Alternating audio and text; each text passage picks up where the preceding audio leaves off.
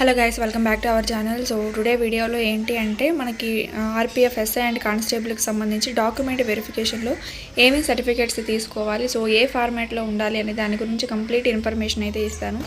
ఎక్కడ కూడా వీడియోని స్కిప్ చేయకుండా చూడండి. ఫస్ట్ ఆఫ్ ఆల్ ఇప్పుడు మనకి ఆర్పిఎఫ్ ఎస్ఐకి సంబంధించి ఫిజికల్ డేట్స్ కూడా వచ్చేసాయి. అండ్ జూన్ 22 నుంచి జూలై 2 వరకు మనకి ఫిజికల్ ఎగ్జామినేషన్ అనేది జరగబోతూ ఉంది కదా. అండ్ ఆర్పిఎఫ్ కానిస్టేబుల్కి సంబంధించి కూడా ఇక త్వరలోనే వస్తాయి. జూలై ఆగస్టులో మనకైతే ఫిజికల్ అయితే కండక్ట్ చేశారు. అందరు కూడా సిద్ధంగా అయితే ఉండండి.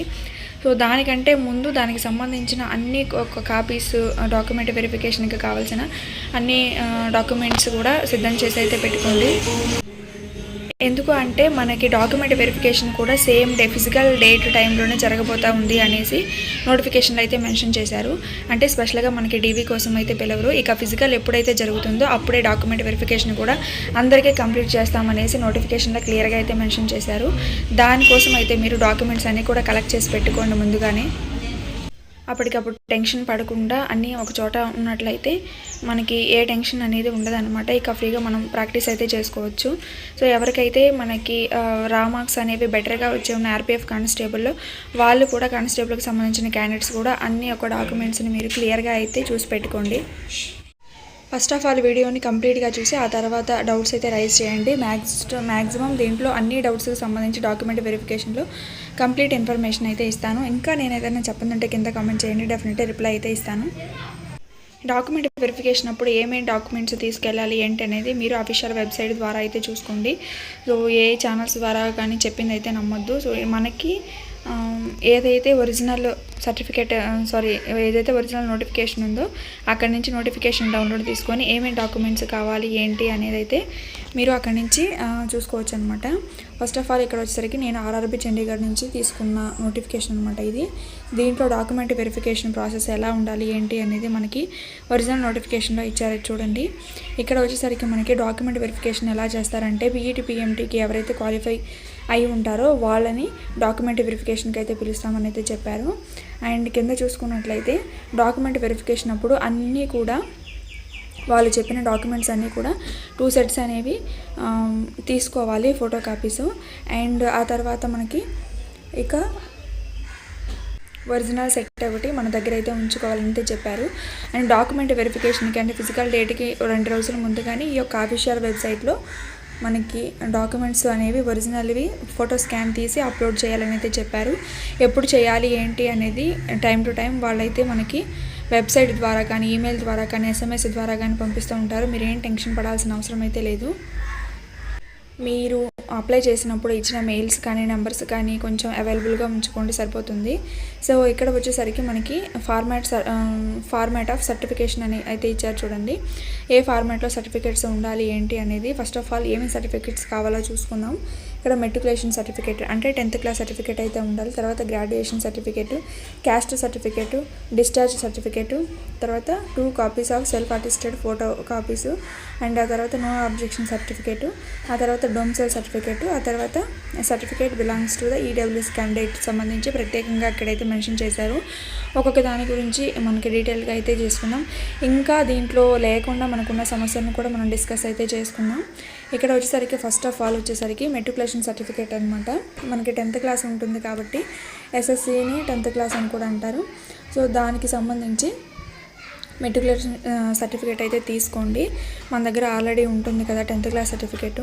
అండ్ దాంట్లో మీ పేరు కానీ, మదర్ పేరు కానీ, లేకపోతే నేటివ్ ప్లేస్ కానీ ఏమన్నా తప్పులు కనుక పడి ఉంటే మీ యొక్క ఆధార్ కార్డు అండ్ మీ యొక్క ఉంటుంది కదా date of birth certificate, ration card, ఇవన్నీ తీసుకొని వెళ్ళి స్కూల్కి అయితే వెళ్ళండి. లేకపోతే యూనివర్సిటీకి అయితే వెళ్ళండి. స్కూల్ తరపున ఏ యూనివర్సిటీ ఉందో ఆ యూనివర్సిటీకి అయితే వెళ్ళి అక్కడ మీ యొక్క మిస్టేక్స్ని కరెక్ట్ చేయమంటే చేస్తారనమాట. ఈ సర్టిఫికెట్స్ అన్నీ మీ దగ్గర ఉన్నవన్నీ చూపిస్తే వాళ్ళైతే మీ యొక్క నేమ్లో ఏమైనా మిస్టేక్స్ ఉంటే ఆధార్ కార్డు, మీ యొక్క డేట్ ఆఫ్ బర్త్ సర్టిఫికెట్ చూసి మిస్టేక్ని కరెక్ట్ చేసి వెనకాల సీలు, స్టాంపు, సైన్ అన్నీ వేసిస్తారనమాట. సో ఈ విధంగా ఏమన్నా తప్పులు ఉంటే ఈ విధంగా అయితే సరి చేసుకోండి. ఆ తర్వాత వచ్చేసరికి గ్రాడ్యుయేషన్ సర్టిఫికేట్ అనమాట. సో గ్రాడ్యుయేషన్ ఇప్పుడు ఆర్పిఎఫ్ ఎస్ఐ సంబంధించి గ్రాడ్యుయేషన్ అయితే ఉండాలి. So art certificate plus 10th class certificate, inter certificate అన్ని సర్టిఫికేట్స్ కూడా ఉండాలి.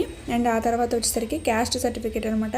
ఎవరైతే SC, ST, OBC non creamy layers వాళ్ళు ఉన్నారో వీళ్ళందరూ కూడా సెంట్రల్ ఫార్మాట్లో మనకి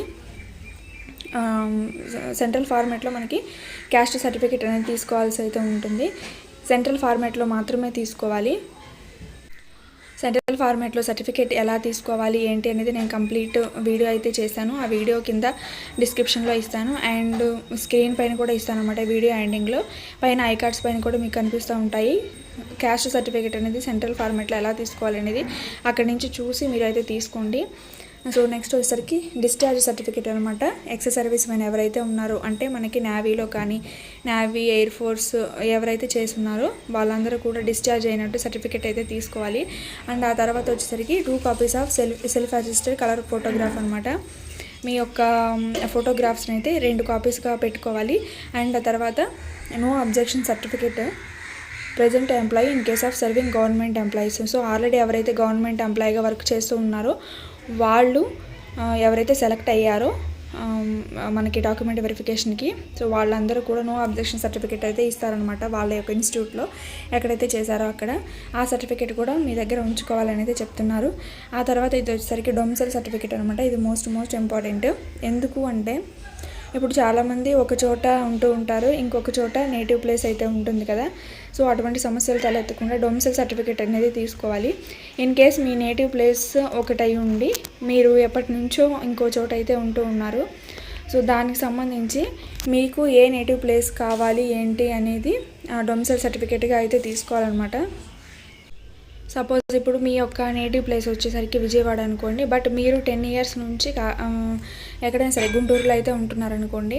సో దానికి సంబంధించి మీరు గుంటూరులోనే 10 సంవత్సరాల నుంచి ఉంటున్నట్టు, అక్కడే మీకు పోస్టింగ్ కావాలి అన్నట్టు, లేకపోతే వాళ్ళు మెయిల్స్ ద్వారా కానీ వాళ్ళు మిమ్మల్ని కాంటాక్ట్ అవ్వడానికి కానీ గుంటూరు నుంచే, లేకపోతే రేపు పోలీస్ వెరిఫికేషన్ కూడా ఉంటుంది కదా, దానికి సంబంధించి కూడా అంతా ఎక్కడ జరగాలి ఏంటి అనేది మనం డొమిసైల్ సర్టిఫికేట్ ద్వారా అయితే తీసుకోవాలి.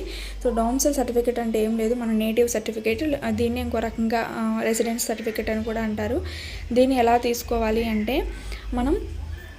మన యొక్క విలేజ్ కానీ మీరు ఎక్కడ ఉంటే అక్కడికి వెళ్ళి రెవెన్యూ ఆఫీస్కి అయితే వెళ్ళి అక్కడ మీకు రెసిడెన్స్ సర్టిఫికేట్ కావాలి అని అడగాలి. వాళ్ళకి మీకు ఒక ఫామ్ ఇస్తారనమాట. ఆ ఫామ్ని మీరు ఫిల్ చేసి విఆర్ఓ సంతకం, ఎంఆర్ఓ సంతకం, ఆ స్టాంపు, సీలు అన్నీ వేయించుకోవాలి. సో దాని ద్వారా మనకి డొమిసైల్ సర్టిఫికేట్ అనేది వస్తుంది. ఇది అందరికీ కావాలంటే అవసరం లేదు. ఎవరైతే మీ యొక్క ఊరు అనేది చేంజ్ చేసుకున్నారో సో వాళ్ళకి మాత్రమే డొమిసైల్ సర్టిఫికేట్ అనేది కావాలి.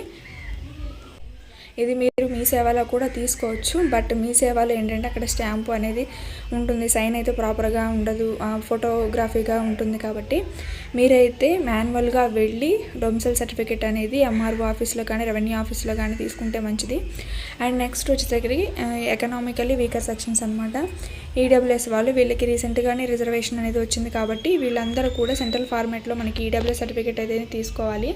సో ఈడబ్ల్యూఎస్ సర్టిఫికేట్ ఎలా తీసుకోవాలి ఏంటి అనేది సెంట్రల్ ఫార్మాట్లో ప్రతి ఒక్క సర్టిఫికేట్ గురించి నేనైతే వీడియో అయితే చేశాను. ఆ వీడియో కంప్లీట్గా అయితే చూడండి. ఇక్కడ నోటిఫికేషన్లో ఇంకొక పాయింట్ కూడా మనకి క్లియర్గా అయితే మెన్షన్ చేశారు.